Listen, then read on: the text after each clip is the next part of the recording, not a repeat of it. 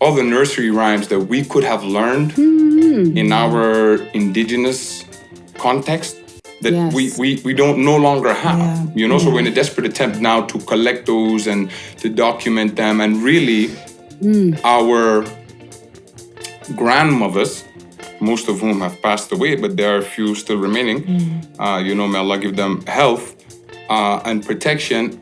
They're biological archives that are keeping our history alive.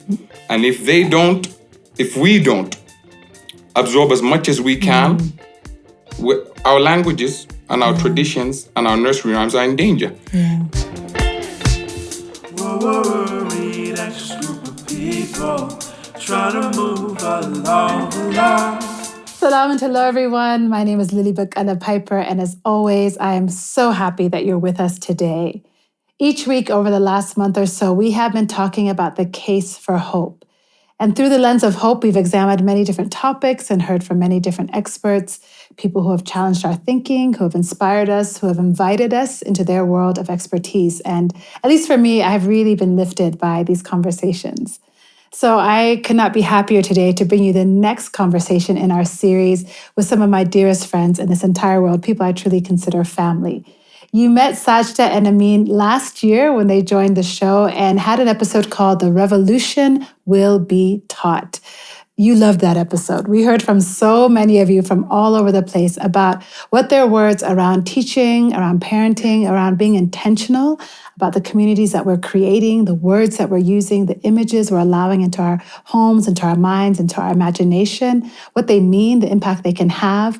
And since that conversation, the conversation has really continued. Actually, Sajda and Amin have been a huge help to me as a creator to think about the kind of content I'm putting in, suggesting ideas and guests. If you listen to the Baba the Storyteller episode, that was all Sajda and Amin who invited him into my conversation. And I'm so grateful for the ways that they continue to shine light on the things that matter. So in today's conversation, I asked them to come back and be a part of this series because if you listen to the last one, you'll remember they are not only dedicated educators, but parents and also members of a community that they really value, a community in the diaspora, all over Canada where they've spent many years, and back here in the continent, in their native Sudan and beyond that. They have invested deeply in what it means to be an educator, what it means to be an ally, what it means to be somebody who is committed both to the ways of our ancestors, but also making sure that we create a path for the next generation. So I've asked them to come back today to continue to talk about their work that they started through their company, Indigenous Education, a play on the word Indigenous, and how the value of Indigenous knowledge and wisdom should be part and parcel of the way we continue to learn and grow. So today's conversation is wide open. We're going to re-explore some of those themes around education, around parenting, around building community, and also going to hear what they've been up to since they were last here and how their thinking and their work has continued to grow. So Sajda and Amin, first and foremost, thank you for being you and for being who you are to me and so many, and thank you for coming back. Thank you, Lily. It's a pleasure is all ours, and we're always humbled by your words. It's really beautiful. Well, the joy is truly all mine. Santi. Brother Amin, always such a joy to have you here. So, since you were last here, it's actually been quite a while. If I remember, it was early 2023 that you were here. So we're over a year ago. And we have actually continued to have a conversation since that time around the themes of Indigenous education, around community centers and what we could do here in Nairobi together, collaboratively, how to bring the arts and music into places where we feel like, brings empowerment. We have been together in moments of protest. We've been together in moments of joy and celebration. And so in the last years, you've thought about your own journey and some of the political movements that we've been witness to. What's the last year felt like to you in your role as educators, of advocates, of parents? What has this last year been like for you? Big, heavy question, I know, to start. Yes. Let me think about that. I feel like the need to focus on the positive and the beauty and some of the things that have given us life. But I can't help also but be honest about the fact that this last year has been really, it has been a heartbreaking year. If we think about globally what is happening on the continent, obviously in our beloved Sudan, but when we look east as well to Palestine. I think one thing for me, I've never been a social media person. And I think I've definitely been glued to my social media in an unhealthy way. But I think there's two pieces to that. I feel like part of it has really kind of taken over me in the sense that it's the first thing I look for, the last thing I look for before I go to bed.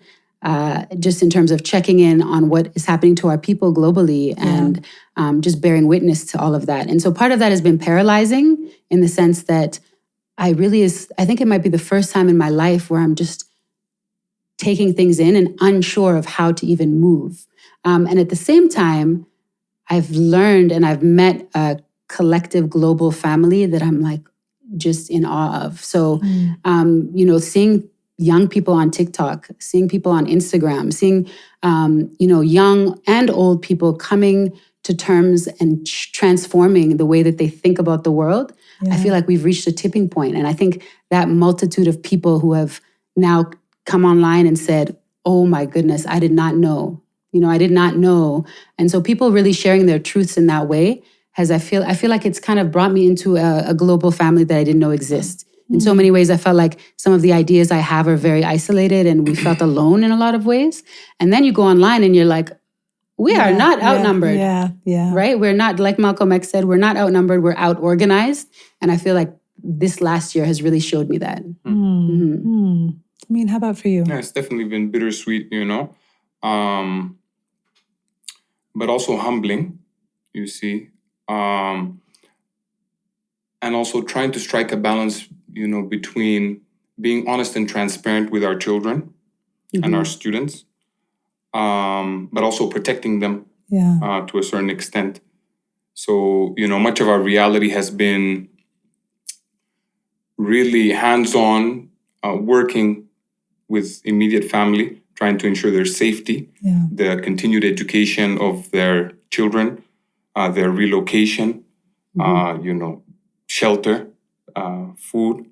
And so in a sense, we also acknowledge and are grateful for what we call the gift and the curse. The fact that we've gone through the refugee and immigrant experience very early in our lives, which deprived us of much of what we are longing for in terms of that extended family connection, but also that cultural immersion. And yet it has put us in a position to advocate from the periphery, from the outside, but ironically also from the center, but also ensured our safety.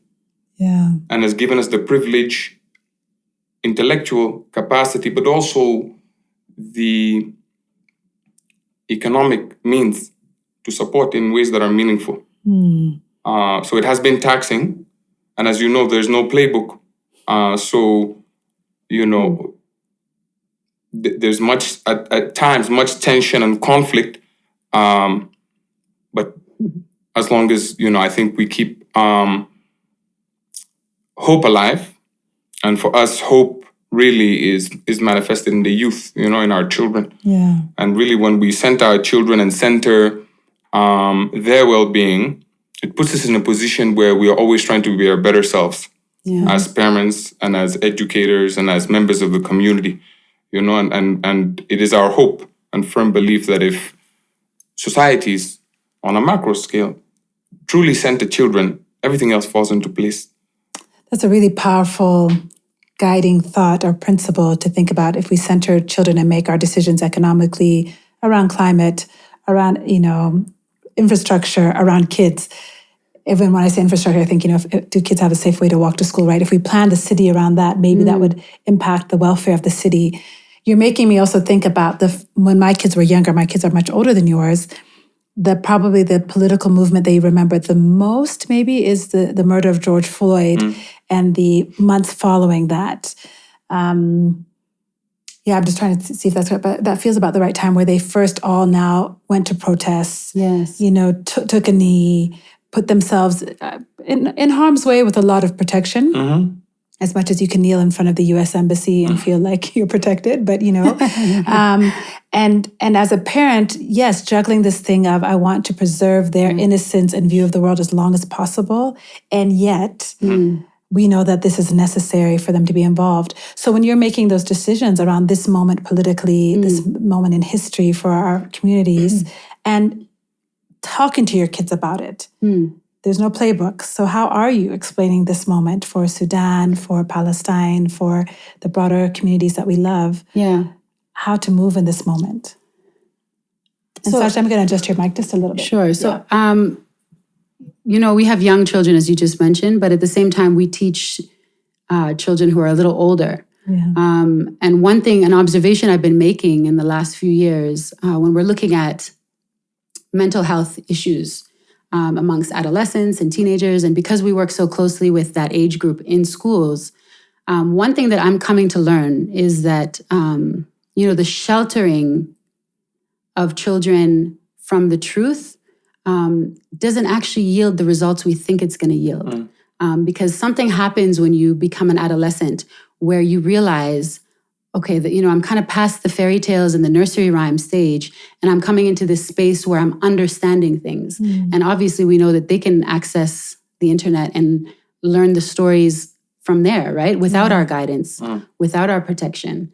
And I think what we're noticing amongst adolescents and teenagers is that there's a deep sadness when you feel injustice and when you feel, when you fall into that space of despair. Yeah. So I think sometimes we think, let's shelter them. The amount of times we've heard adults say, well, we don't want to talk about race yet. We don't want to talk about political conflict yet. They're too young. They're too young. And then what ends up happening is they soak in all of this pain, whether we want to accept that or not.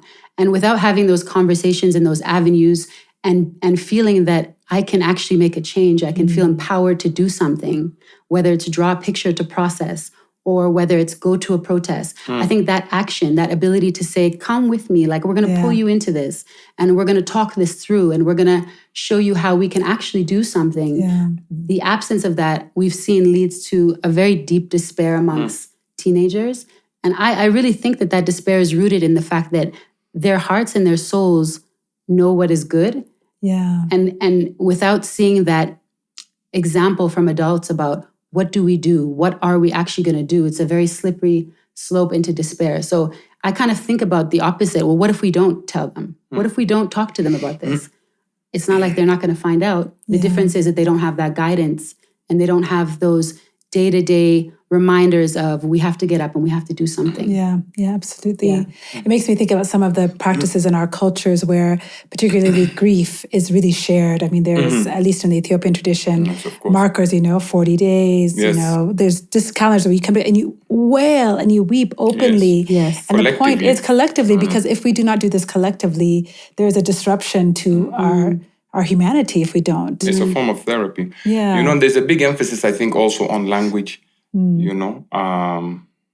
Language is powerful and it allows us to make sense of our reality, but also to shape our reality, And I think dialogue with children and with everybody is key, and answering questions, but also equipping our children with the necessary language to manage their emotions, to be critical, to understand, to interrogate, to be able to express their worries, their concerns, their feelings, helps them process their feelings, and grow in that regard. Yeah.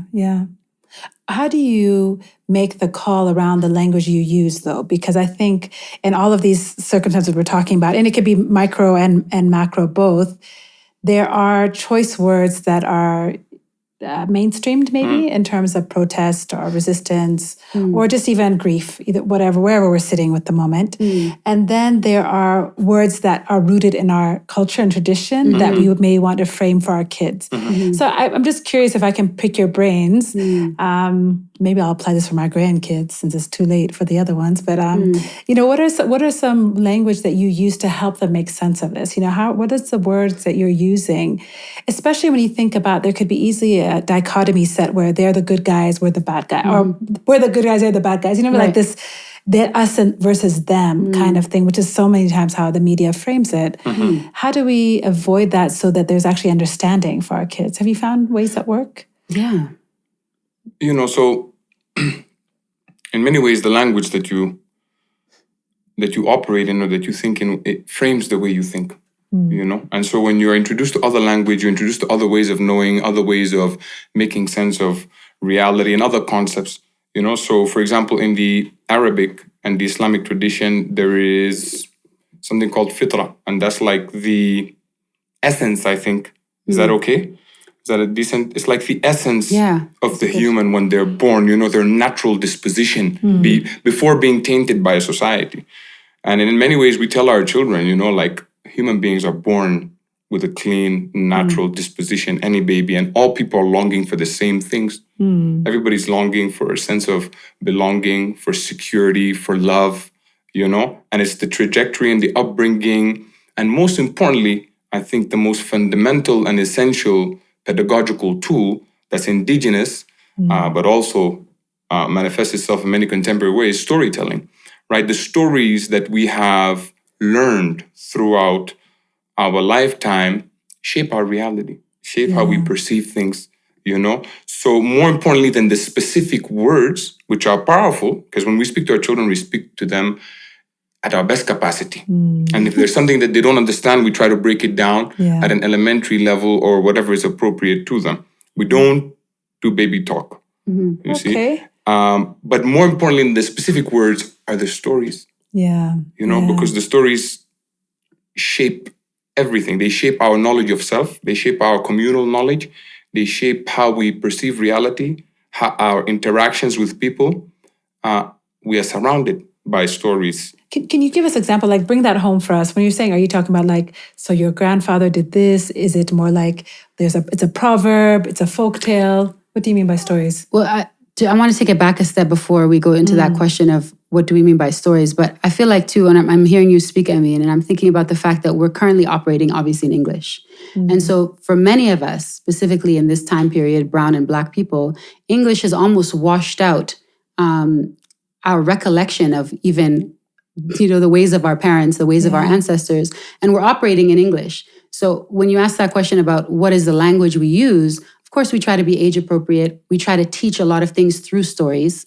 So rather than saying, you know, this is what's happening in the world, we might give an example through a story. But I think one thing that we really try to focus on is being very critical of the language in which we're operating now. So if the kids say, for example, you know, I heard that, you know, third world countries, XYZ, we might stop there and say, well, what is a third world country? And who decided that that is a third world country? That's a very accessible conversation to have with almost any child, right? Where did we get that language from? Does that language serve us? What does it do? What does it make it seem like? So I remember when I, you know, almost coming into adulthood, I learned that brown and black people make up 2/3 of the world, if not more. I thought that we were a minority because we kept using that word, right? Minority people and minority this and minority that.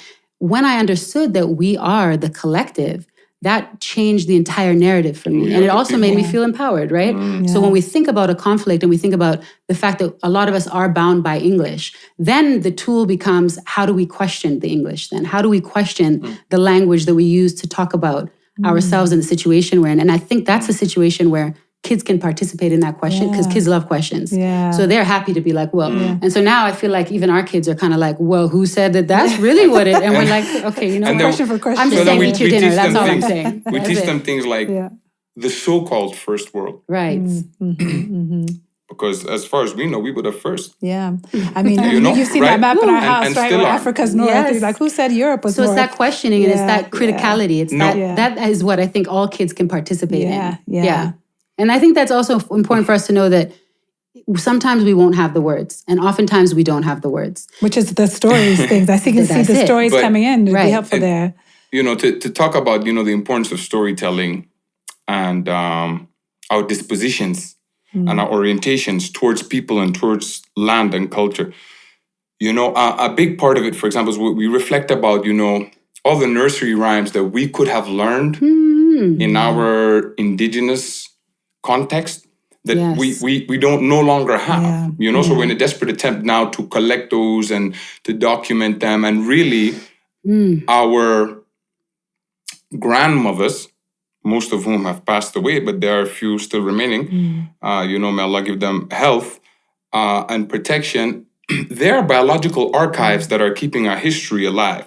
And if we don't absorb as much as we can, our languages and our traditions and our nursery rhymes are in danger. Yeah. Take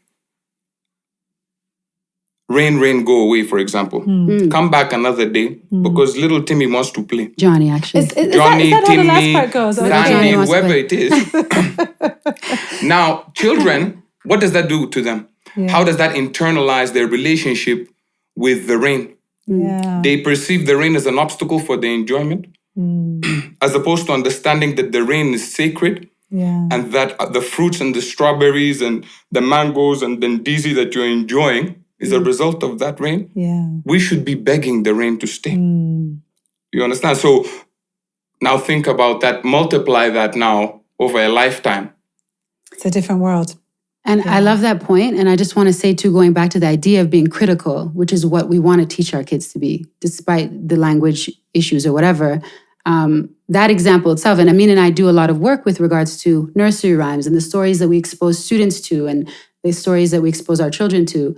And come to find out, right, that a nursery rhyme like that has a very particular context, right? It's coming out of a European context, specifically a situation, I think, between Britain and Spain, because we've done this research. And, it's a very, very specific nursery rhyme that suits a particular demographic in a place and time. And then when we think about the fact that it literally has nothing to do with us, and that becomes the only nursery rhyme that we sing to our children, or amongst these nursery rhymes that we sing to our children, it's actually so heartbreaking that it's like, well, what happened to our stories? And where is our reality? That is not our reality, right? Especially people of the continent that truly view the land as sacred and the fruits of the land. I know that in our mother tongue, when it rains, everybody says this is a blessing, right? This is barakah, right?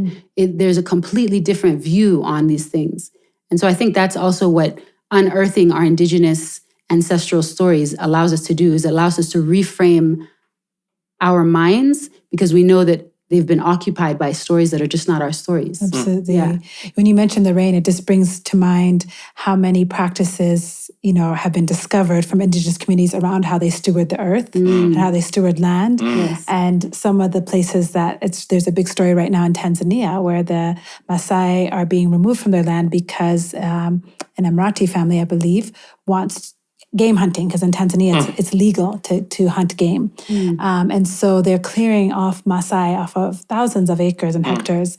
And you just think, this land, these game are only here for you to hunt because they have preserved and shepherded them through their practices over years, And what are we losing in the process of this development in time? It's quite actually scary and overwhelming.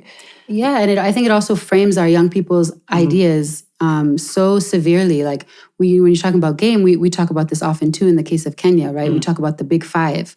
So going back to that idea of questioning. Please, let's talk about the big five. And the term game itself. Right. And our kids were using this language when we moved to Kenya, and then we were like, well, let's look into this. The big Why five. is it called game? Yeah, or game to start Why there. is it called game in the first place? You are killing a beautiful living creature. When did that become game? Number one. And not for sustenance. Not for sustenance. Yeah. Right. And we talk to our kids, well, what do we do for games? Like what is the purpose of a game, right? What is the purpose of sustenance? What is the purpose of sacrificing a living creature for food, for example? How did that become game, number one, right? Think about what that does to a child's mind when you think about... And whose legacy is that? Yeah. And then we think about the big five. And of course, there's a big five in every context, right? But in the case of Kenya, again, why are these... And then come to find out, well, these are the five animals that were most... difficult to hunt. Or Right. Or you get a badge. They're like trophies, you know? Yeah, exactly. It's a hunting guide. Absolutely. Yeah. But it frames the way that a young child thinks about themselves in place on this land and in relation to all of these living creatures. And those ways of thinking, what we understand is they're not our ways of thinking, right? Yeah. We've adopted them and they don't make sense to us. Yeah. There's an indigenous writer and a scientist, Robin Wall, I believe she published a book entitled Braiding Sweet Grass. Yes. And in the opening chapters, she discusses how English is the perfect language for capitalism because it strips life away from all living things besides humans and puts humans on this pedestal. From a linguistic perspective, if you refer to the tree, there's no pronoun for it, it's it. Yeah. Right? And all living things that are not human, they have this it pronoun, which really puts humans in a separate category, but also strips them of their life. Yeah. And she speaks about how in some indigenous cultures, or in the majority of them, they have pronouns for living things that actually place them as kinfolk. So that you understand that you are connected to everything that is living. And now that frames the way that you interact with another living creature if you believe that they're your kinfolk. Yeah. That shapes your orientation and your paradigm and your way of thinking, and thus your interactions. Yeah. Right? And take Swahili, for example. And I'm in no way, shape, or form a Swahili expert, but He's about to flex on us. Ninajifunza, Lily. ninajifunza kidogo. Get ready. So We're about look, to be embarrassed. there's a noun class, one noun class, right? And that unifies all living things. So if you were to refer to a tree, you say mti. And then if it's tall, it's mrefu. The M always comes in the conjugation, and that denotes life.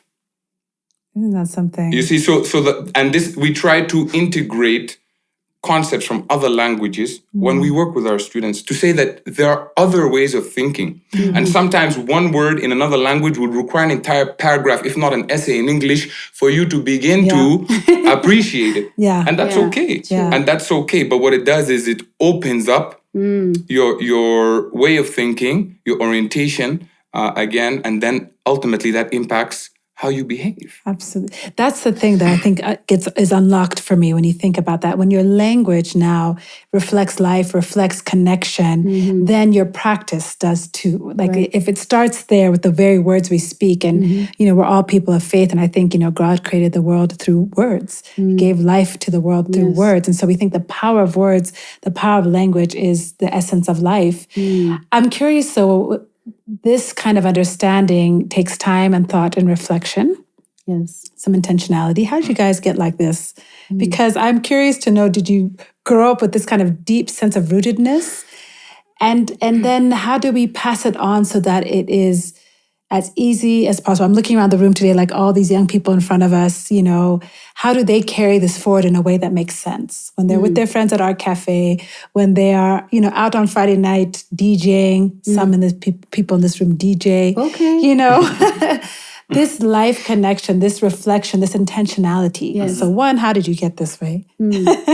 And secondly, how do we live this way in a way that's accessible? You know what I mean? I do, yeah. It's never been more accessible, given, That the social digital media age thing. that we live in. Yes, but you have to learn to be critical and also filter.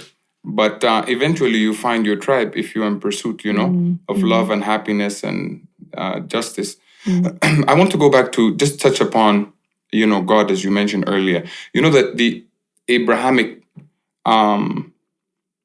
religions, all of their sacred texts, the Torah, the Bibles, and the Quran, they're books of stories. Yes, yeah. So even Allah's pedagogical tool is storytelling. Same with Jesus, parables. So when we think about hip hop, when we think about reggae, when we think about any cultural element, whether it be fine art or music or dance, these are stories, and there has never been a time where stories are more accessible. And we speak to our students about windows and mirrors, like reflect about all the stories that you've learned in your life. Have they been windows into other people's cultures, or have they been reflections of yourself that validate your identity, that make you feel a sense of self-worth? And now you have to curate accordingly. Once you know the capacity and the power and the implications of stories on your psyche, on your being, on your confidence, on your identity, then you take matters into your own hand. By determining what stories you expose yourself to. Yeah. Don't even waste 30 seconds looking at a YouTube video that does not validate who you are, or that compromises your sense of worth, right? And so now you're actively looking. Am I looking? Do I need a window now? Do I need to learn something about Japanese culture? Do I need to feel a little bit more validated? Am I looking to understand something about manhood from my cultural background? Yeah. What is the role of a father, for example? You know, and what stories are available there? And then being mindful of who has the right to tell those stories. Yeah. Who's this messenger? So I still want to ask, go ahead, Sajda. No, I just want to respond to the question because it made me really think about, well, how did we get to this point, right? Yeah. Not that we're at the end at all. We're very much at the beginning of the journey, I think. But I think the short answer to that is oppression, to be honest, right? It really is. Like, it's the pedagogy of the oppressed. It's that when you are in a space of adversity, you become very creative in the ways that you think of, how do I get out of this space, right? And not only that, you are able to connect with people on such a multitude of levels because you see, right? You see oppression here, there. If you're a person, for example, who loves someone who has a mental illness, it changes the way that you look at the entire world, the way that you look at the language in which we address mental illness. And if you are a person who has a refugee experience, it changes the way that you look at migration and land and who gets, passports, and all of this stuff becomes a joke to you. You're like, this means nothing, right? Yeah. If you've never felt that adversity and the pain, it's really difficult then to understand where we're at right now. And to also be able to think creatively of how to dismantle. You wouldn't want to dismantle, right? Because comfort is a lofty place. So I think, to be honest, if I think about my experience as a person whose family fled Sudan, and I grew up in, Toronto area of Canada, and I think about all the people that I connected with so deeply, it was that shared feeling of oppression that made me feel like you are my kinfolk. Like, I understand, I get it. And then I think too, surrounding yourself by people who will be honest and, again, critical, and who won't forget that feeling, because it's also easy to forget the feeling of oppression. You get a little money, you get a little comfort, and then it's very easy to forget, right? So I think it's those people who will continue to remind you, and I mean people who are living and people who are not living through the texts we read. Those are the people who remind you that success is not, for us at least, it's not measured by how far up the ladder we climb. It's about the liberation of our people. And that's what keeps us continuously, I think. And then again, like when we think about a lot of what we try to do is unearth a lot of Indigenous views and ways of understanding the world. And practices. And I think going back to the idea of, well, what did our ancestors think about young people? What did they think about our role as stewards of the earth? But also, we're learning so much that I know in my people, Nubian, Sudanese people, the way that they regarded and revered children, literally sacred, right? They really and truly, and we know that across the continent, there are various examples. In the West Africa, they viewed children as so sacred, you wouldn't put a child on the floor, right? All these ideas that, the ancestors are coming back through the child. And so when you also understand that, whether you have your own biological children or not, as adults, we are responsible for these young people. And when we view them as sacred, truly view them as sacred, it allows us to now question all these things we've been told about how adults are supposed to behave around children, or, this power dynamic. And I think that really is the source of all of the issues that we have right now, is that we've forgotten that, like you said at the start of this interview, children are literally sacred and they are the center of our universe, right? I know that for me, that's allowed me to rethink and be very critical of myself as a parent. And Amin and I talk about this all the time, especially as Black African parents. There's all this pressure of like, you're acting too muzungu. You're being too kind. And these terms like gentle parenting and student-centered pedagogy and all of this stuff, we're learning, those are our principles, right? Those are our principles. My great-grandmother used to stand up when a child came into the room. Really? Right? So I feel like that reminds us again of what matters right here. And then also, just to jump in quickly, oftentimes what we think are Indigenous practices are actually not. Like we've been brought up with discipline, and sometimes it included violence and so on and so forth. But if you think of our parents and their grandparents, these are the people that on the continent lived under direct occupation, So there's been a tainting of culture there. We need to go, a couple generations back to really have a through line and find the authentic ways of bringing up children, Yeah. We did an episode a couple weeks ago about the case for traditional medicine. And we had a gentleman on from, Ochieng, his last name, Vitalis Ochieng. And he's from the Trust for Indigenous Trust and Culture. And Trust for Indigenous Culture and Health and Culture.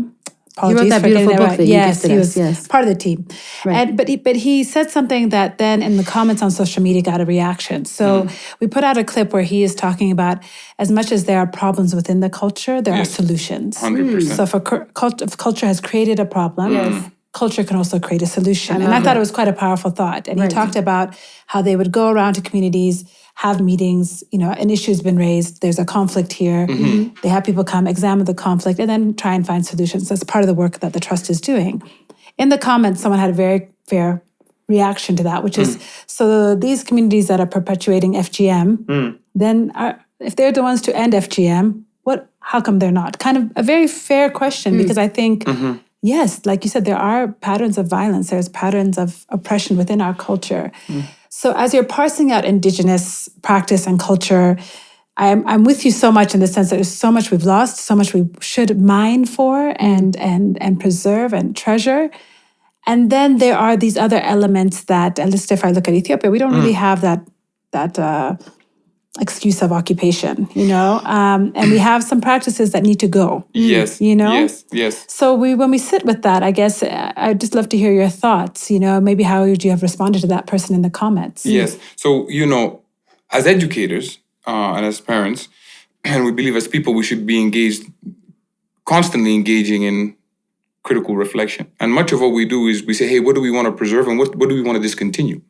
Right? And though, for example, a place like Ethiopia was not subject to actual physical colonization, the cultural dominance of the West is vast. Sure. And there has been an influence on a cultural level, So it's complex. Yeah, and like it's we complex. said, there's no playbook. Yeah. But ultimately, if we go back to this fitra word that we discussed at the beginning, your natural disposition, provided that you are doing the work to keep your soul healthy, will tell you intuitively what feels good and what doesn't. Yeah. If you've hit your child and you've sensed remorse after, that is your internal barometer telling you something. Yeah. Right? So we always fall back on that, the fact that our natural dispositions are in pursuit of something divine, of the right way of doing things. And if it doesn't sit well with you, you have to interrogate it. And I think, too, every society has the right to evolve and be critical of itself and create subcultures, right? Yeah. So I think there's also that, too, that we have to remember that we also have the right to do that, right? Yeah. That within societies, there are always disagreement. And that's a beautiful thing. There's always conflict. There are always going to be people who say, you know what, you've trespassed, right? And a culture is whenever two or more people connect on something. And you will always find that tribe who says, whether it's regards to gender issues or like you just mentioned, this issue of FGM or whatever, there will be people who emerge and say, nope. Yeah, nope, this is not us. This is not us. Yeah. This is a form of oppression. And that's how we learn. So I think, sometimes we put all this pressure on ourselves that as Black, brown people of the 2/3 of the world,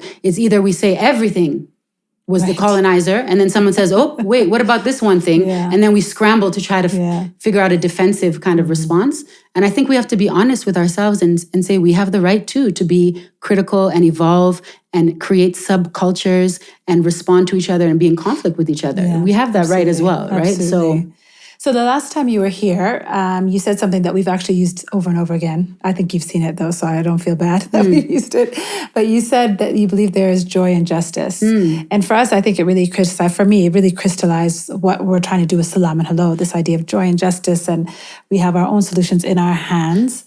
A year later, with a new addition to your family, who's grown up a bit. She was here last year too, but such a wee one.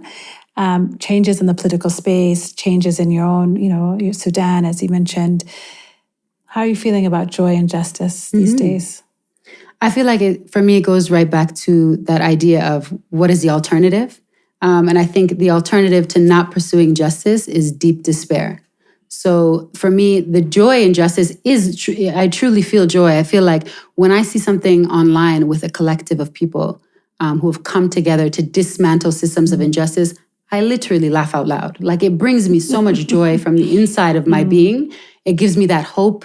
We know that there's so much creativity in that process of finding justice and pursuing justice. But also, I feel like I really sit in that space of the alternative is not an option, because the alternative is despair. It is the absence of hope, to just say, we're not pursuing justice and we're going to fold and let this be what it is. So, and I see that a lot in, like I said, in the students that I work with, that spark of hope in knowing that we can fight this no matter how gigantic it seems.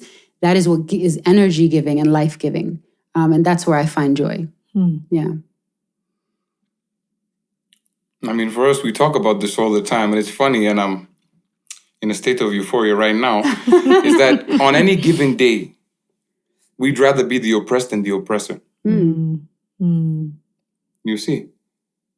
And the oppressor is always a minority. That leaves a whole lot of us to party. So in the morning when we get ready, we're playing rebel music, We bump reggae and we bump hip-hop and soul and R&B and Fela Kuti and Mariam Makeba and some Dombolo from the Congo, and we lively up ourselves, and it doesn't get more joyful than that. Because what song does the oppressor have to enjoy? That's a good question. Yeah, I guess the rain, go away. That's the come full circle. I want to stay with that a little bit longer and thinking about how we do keep our cup full. I'm on social media more than I want to admit. I hate those weekly updates from my phone. Your usage was up 75%. Yeah, you're like, shut up. Yeah. The kids judge. Yes. But, just thinking about how we stay fueled for the fight, how we stay joyful in the middle of pursuing justice.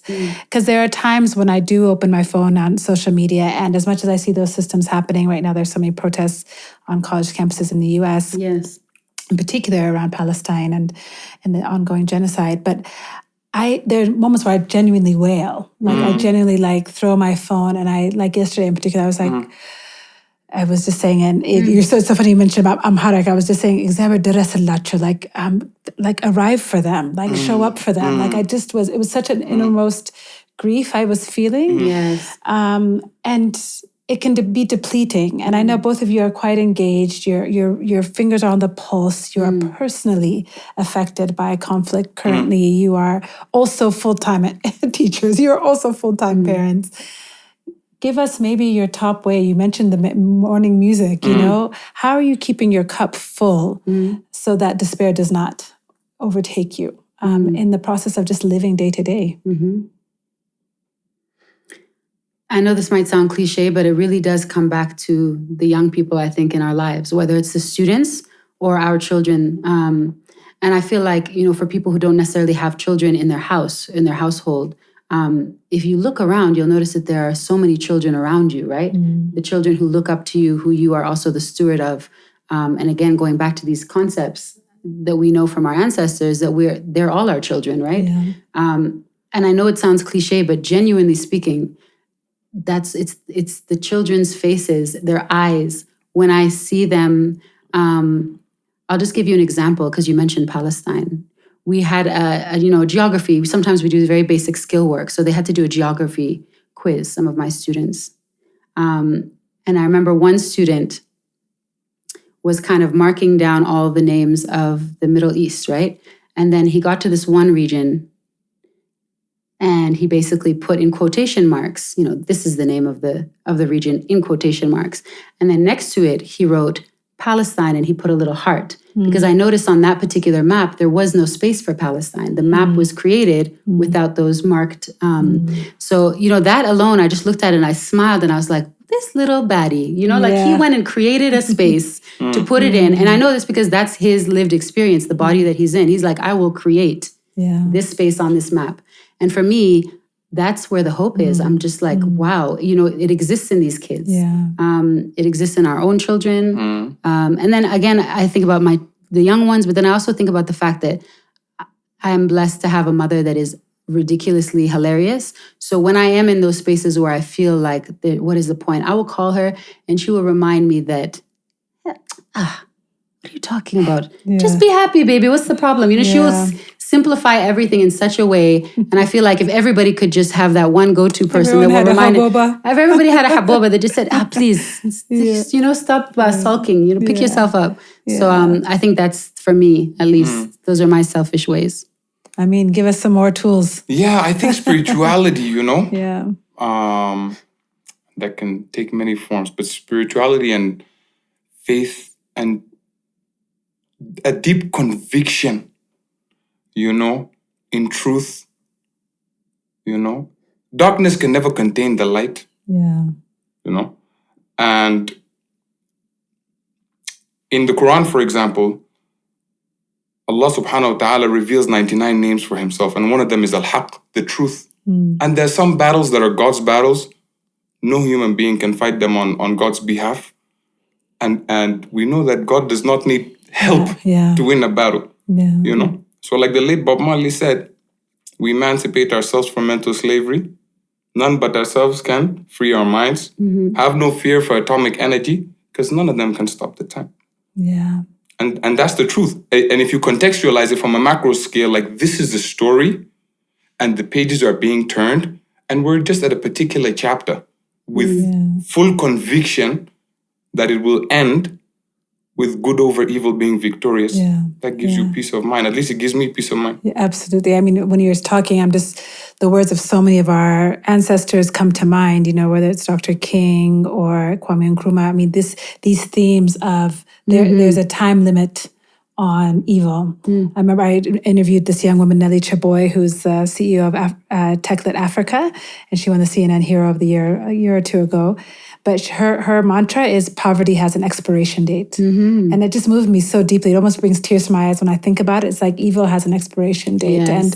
And we have to hold on to that because that's the only way the people who change the world manage to do so. And there's critical mass. You see that people are starting to delve deep and dig into the root causes of current state of affairs, the oppression, the narrative that we've been taught for so long no longer flies. It's no longer credible. Nobody believes it. Yeah. I want to say too, just in response to Amin, because Amin is, openly saying God and Allah, and he's using these words, and I'm just thinking about the fact that wow, we've come a long way in terms of just being able to speak whatever your truth is. And I know we tell our students that all the time. We invite you to be your full, authentic self. But going back to the question of what is life-giving, it feels so good to be able to say, this is who I am. This is what I feel. This is what I think. These are the words I'm going to use. Whether you feel comfortable with that or not is actually no longer my problem. I think that's also has been transformative for me to see so many people collectively doing that.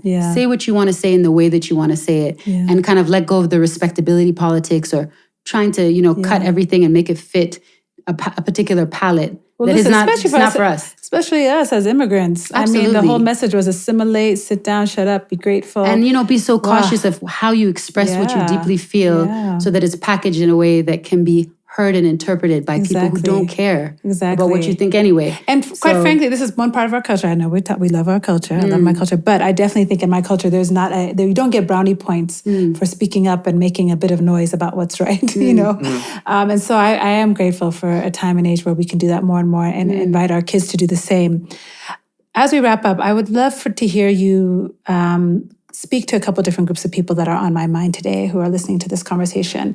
And I know I've tried to be careful not to put you guys in a position of always being teachers, because I think that burden is oftentimes on women, on people of color, Black people, Africans, to teach and educate the others. But we're in the majority, so we're talking to ourselves. To our people, to our own people. I would love for you to first talk to young people who are going to pick up TikTok before they pick up a book. As much as there might be fantastic engagement that we can really inspire us out there, give me one or two things that you're saying, you can't be in your 20s and not read X or not be exposed to the music of such and such or understand the poetry of. Just give us a couple of those voices that have helped shape your thinking and left an imprint on you. So that's the first group. So let me leave you. Should I give you all the groups? Let's start with that one. Let's start with that one. Yeah. And I don't mean to be overly theoretical or whatever, but I actually feel that the world of TikTok and Instagram, and this is coming from a person who's not a big social media person. You're really not. I'm not, but it's so powerful what is happening, because I feel like they call it the democratization of knowledge. I don't love the term, but I understand what it means, which is I feel like for so long we were told that if it's not written in a text, it's not valid, right? It's not valid knowledge. Right. But I've been learning so much from people from Central and South America, from people from Asia, from people all over the world who are actually clearly politicized and are sharing these incredible stories from their ancestors, from their ways of knowing, that I don't think there's a book yet that has written some of those stories. So actually, in some ways, I feel like young people are almost ahead of the game in some ways, that they at least have the idea that that is valid. Like if you talk to a young person, they're like, yeah, I saw it on TikTok. Yeah. Whereas we kind of scoff at that. Right. And I think that actually the point is, yes, give power to the people, let people tell their stories. And sometimes our generation can look at that and say, well, that's not valid. You got to read this bell hooks first, right? So we could I definitely our generation, know as by that you mean me. Right. Well, even me, right? Like I know that Frantz Fanon, for example, when I read his book, Black Skin, White Masks, it's life-changing. I was like, what? Yeah. It blew my mind. And I remember my professor, God rest his soul, Arnold de Toiroux, who is the reason that I became, a big reason why I became an educator. He assigned that book to me, and I remember I didn't read it. It's like, where are the notes on this thing? Like, whatever, Sparks notes or whatever. Yeah, and I remember my TA was like, no. This one you got to go back and read. And I went back and read it, and I understand why. So there, of course, there's The Pedagogy of the Oppressed by Paulo Freire. There's Bell Hooks' work, Audre Lorde's work.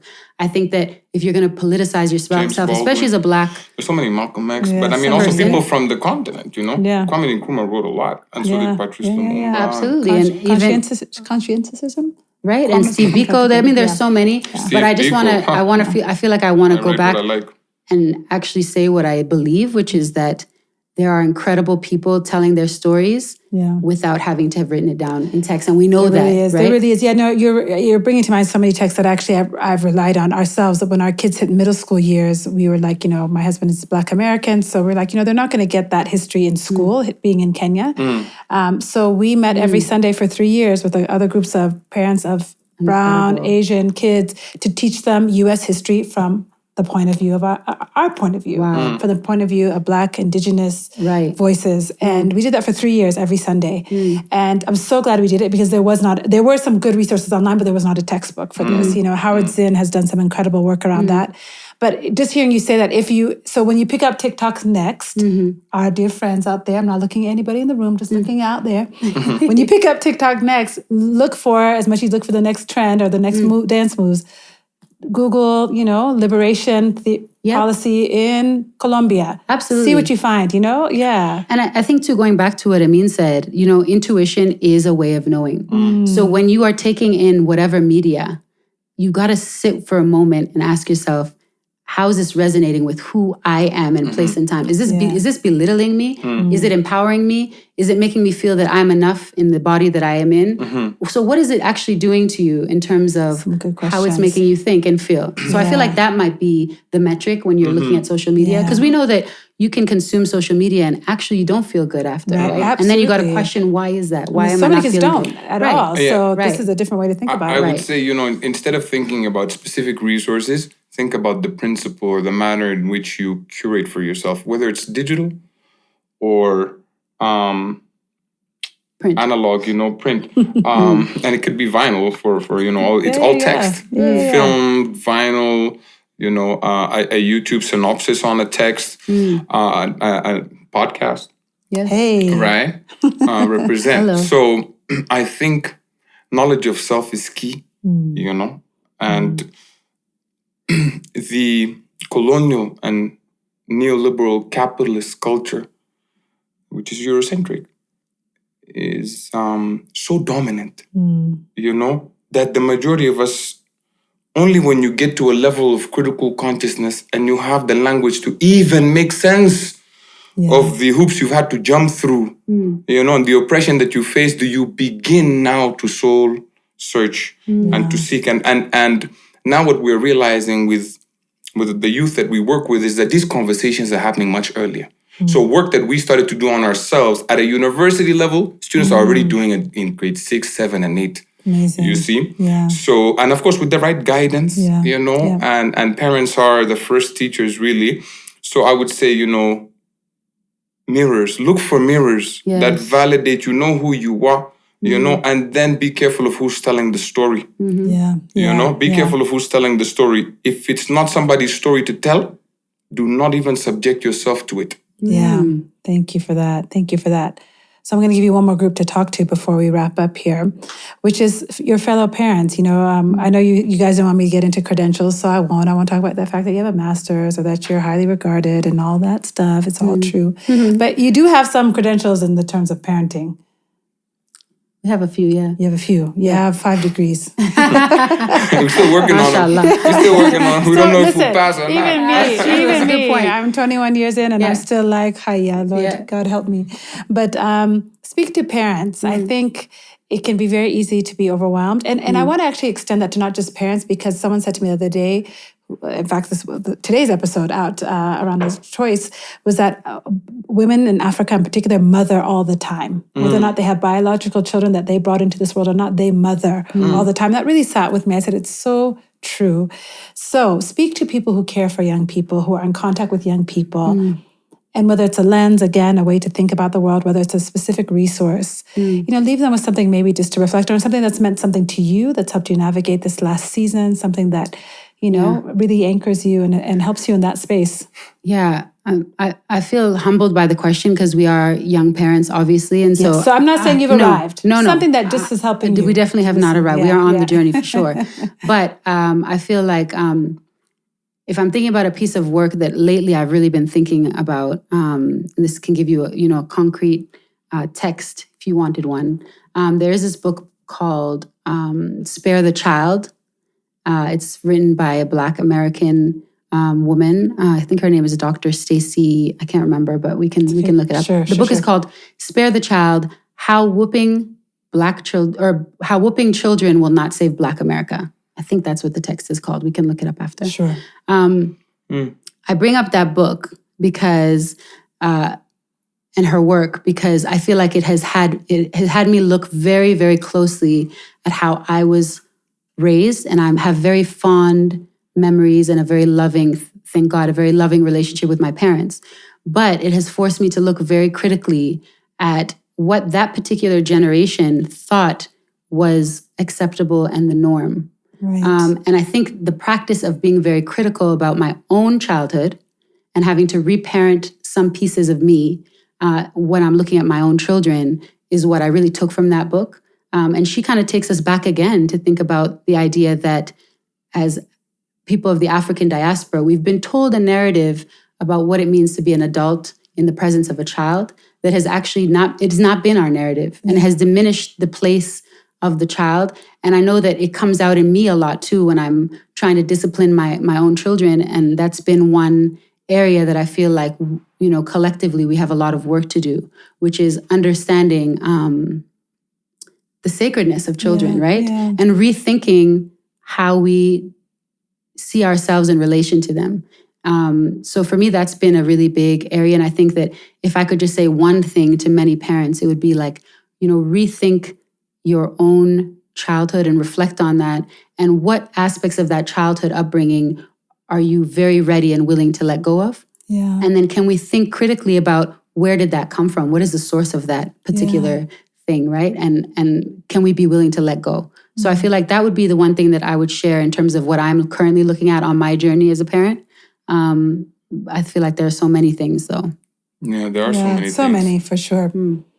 Thank you for that, though, Sajda. It's such a beautiful thing to invite us to. And it makes me hope that also as people are doing that they have a community to do it with. I think part of the reason you guys are here is because we're in a relationship outside of this, right? So we do this together a lot. And a non-judgmental community. Because I think also as brown and Black people, we can be very judgmental of each other in the sense of like, you're parenting too soft or you're doing this too, you're acting like a white person, right? And when actually it's like, I'm just trying to honor this beautiful human being and I'm not trying to break them. So one thing that writer does say is she says, the whitest thing you can do is beat your child, right? It's like you are doing the work of the oppressor. You are doing the ground. You're laying the groundwork. You just break them down so that they're. And I think oftentimes we do things with such good intention, And we think that I'm just trying to protect them, right? I'm trying to prepare them. Even in terms of schooling, we think that the measure of how we show our love is that we want to make sure they do well in these institutions. Right. Without having the conversation about how these institutions, historically and present day, have caused harm to us and to our children. And that becomes the measure of which, we're like, go to school, work hard, and that becomes the only showcase of our devotion and care of our kids. So I feel like it's that rethinking again and being super critical and understanding what has served us and what has not, and being willing to let that go. Yeah, thank you for that. Thank you for that. Brother Amin, we always go to you next. I don't know. Sorry about that. No, that's okay. Give them time to think, though. I wouldn't want it no other way. There's so many things. I think knowledge of self is important. And for parents, like Sajda said, to reflect about their upbringing, and to determine what traditions do we want to continue, what do we want to let go of, and to really think critically about, hey, what's actually our way and what are ways that we've inherited, as colonial legacies. That's very important. And then dismantling those ways in your day-to-day with your children. And, just thinking critically and trying to liberate oneself and to learn, it takes time. Yeah. And not everybody has the privilege of time. Yeah. When you look throughout history, a lot of the revolutionaries and a lot of people put their necks out. And it's true that some people came from the bottom, but the majority of people come from a level of privilege in the middle class where they've had the opportunity and time to reflect. If you're working, yourself to the bone and you can barely get to your kids before they're asleep, this entire conversation becomes removed from you. And so you need this. There's a certain level of privilege that comes, and we acknowledge that. I would say quality time, with our children is most important.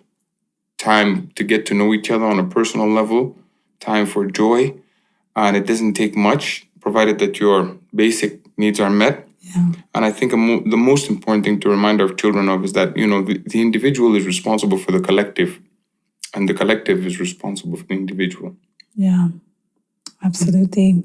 And that's probably, to me, one of the things that makes our tradition so beautifully powerful, and the thing that my entire upbringing was in conflict with in the US was this pull yourself up, and I was like, I can't. The collective has to help me, and so that's such a beautiful way for us to kind of wrap this up. So last time you were here, we asked you what's bringing you joy and all that about your favorite beverages, and you texted me later and be like, I meant to say dawa, I didn't want to say whatever. Kahawa is king, though. We all know that. So for this series, though, we're asking everybody before they leave, what's bringing them hope? Martin Luther King said, the moral arc of the universe is long, but it bends towards justice. And so I think about those words around, I think he also maybe meant a bit of hope. It leans towards hope. Yeah. So before we let you go, what's bringing you hope today? I'm going to let you go first this time. I'm worried that I might steal yours. Okay, hey, let's listen. see. Let's see. I'll let you know. Have to be I'll creative. let you know if you steal it. You could just edit this, okay? Just reverse so that mine comes first, whatever. I think the youth. You guys love those children. You love the youth. Art, culture, self-discovery. Yeah. The youth. Okay. That's beautiful. Woo, I feel like I'm just... That's what I was going to say, actually. So, no, actually, I'm thinking about it. And one thing that I feel like has really been giving me hope lately is that on a global front, we're really seeing that people are turning back to who they are and who their people are on I think, across the globe. I know that I watched this incredible, I think it was a TikTok or something, where this indigenous Mexican woman was talking about, what is that flower? The flower that they use. The flower that they use often in Christmas, you must know. Poinsettias? Poinsettias. Yeah. So she was actually talking about the poinsettia as being an indigenous flower, and she gave the name of it in her indigenous language, and she talked about how it was appropriated and moved and became this kind of iconic Christmas flower. But she said, she's making this movement to reclaim it and rename it its indigenous name. And I was like, this is beautiful. Yeah. And it was just a short, quick video that was so informative.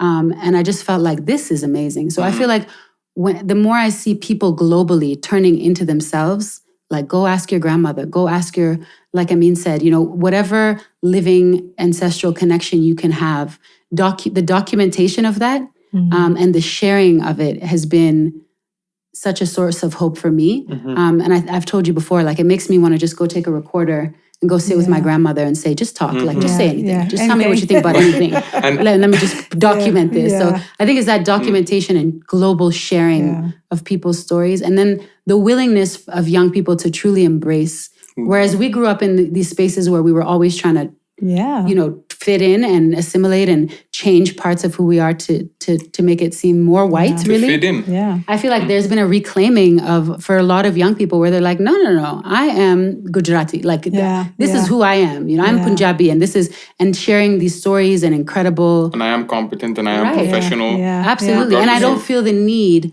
to package this in the way that's going to make anybody feel comfortable. That has been a huge source of hope for me. But I'd like to unify your answer and mine, because I think it's fair to say that we reached a turning point in our journey when we had children and we realized, and you shared this in a story and a poem before, that we could not sing them nursery rhymes in our native tongues. And so that now pushes us to go back and look into and do a self-inquiry for the sole purpose and reason that we can continue the transfer of knowledge.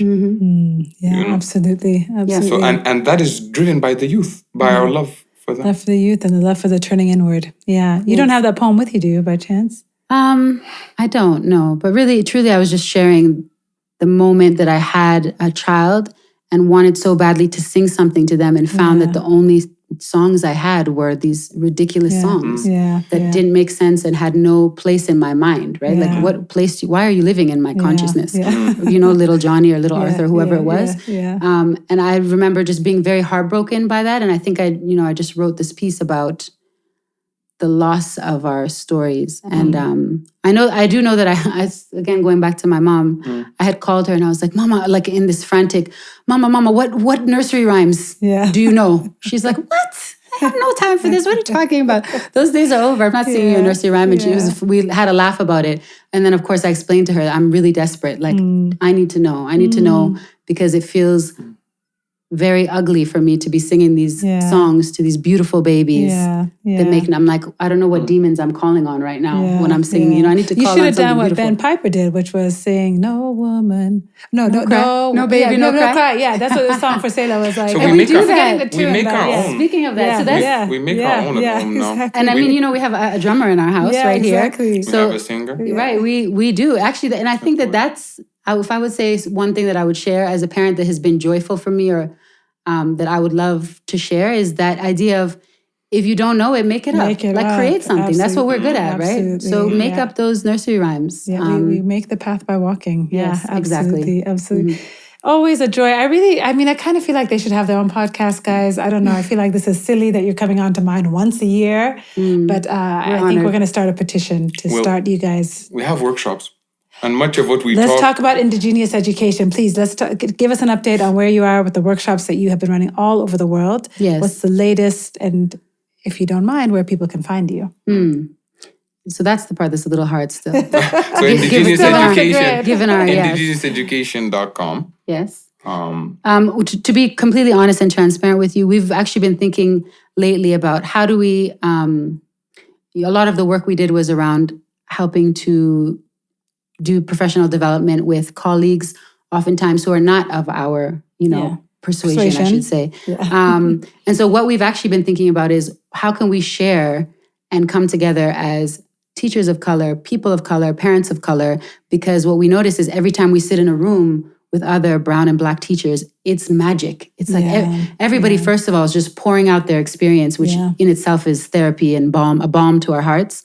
And then the strategies and all of these incredible ways of getting through to our young people, it's just like, it just grows our entire practice exponentially. Yeah. So we've been talking about how do we do that? And that's some of the things that we're hoping to do in this coming year is to really pull together parents of color, really it's open to everybody, but really specifically talking to our people. Yeah. We've got a retreat that we're hoping to finalize this year for parents and for educators. And again, really just creating those spaces where we share collectively because we have so few of them. I mean, as teachers, if you're a teacher out there or a parent, and you look at a lot of parent coaching or workshops for teachers, they often are really absent of so many of the things that we need to talk about. Yeah. So that's really what's in the works for us right now. Okay. Anything else? We'll be watching closely for that. And when we find out, Salam and Hello people, we will share with you in case you cannot find them. Yeah. We do be hiding. We'll be the trumpet. Yeah, we'll be the trumpet. There we go. Yeah, I think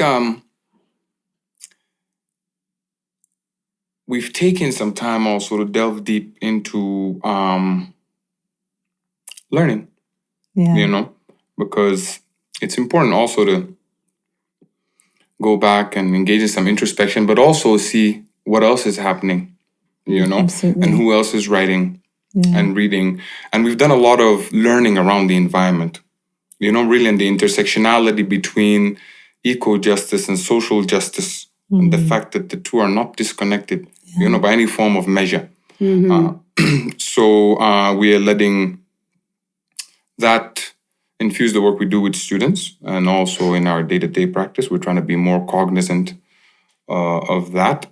But ultimately, what we're hoping to revive, and to preserve, and the idea that the genius within Indigenous cultures are worth preserving and integrating into our contemporary educational frameworks, because, the truth is out, and we know that most institutions that we have today, they need, I don't want to use the term facelift, but they need reimagining and redesigning and dismantling, and it's only right, it's only right. And so we truly believe that education is justice, and if you're not teaching towards a world that is more equitable for everybody, then it's really not learning, it's really not education, it's something else. And so ultimately, what we hope we are offering and sharing is beneficial for everybody. Absolutely. It's kind of how we started the conversation. If you take care of kids, you take care of everyone. So we take care of education, we take care of the world. I actually wanted to add, if some of our listeners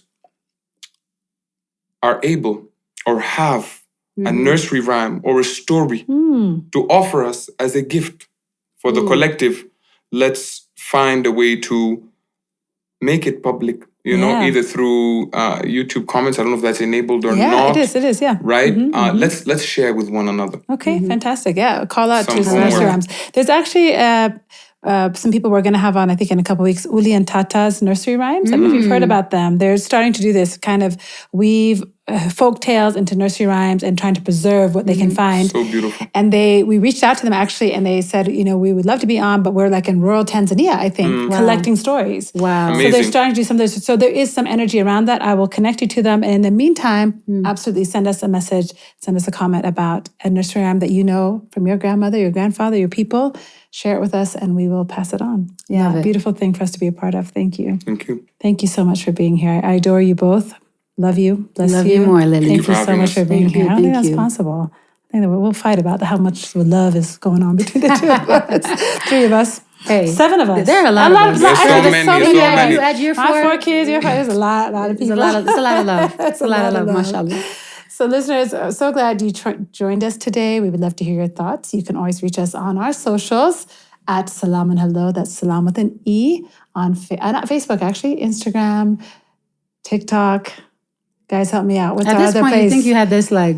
I'm forgetting. It's On been a long day. everything. We just try and be out there in those social media streets. Find us. We'd love to hear from you. If you have questions for these amazing people, send it our way. We'll be happy to share it.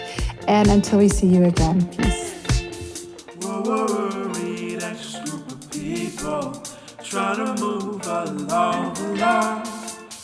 Maybe one day we'll get onto something. Until then, we say, hold on. I know it's hard, but baby, you just got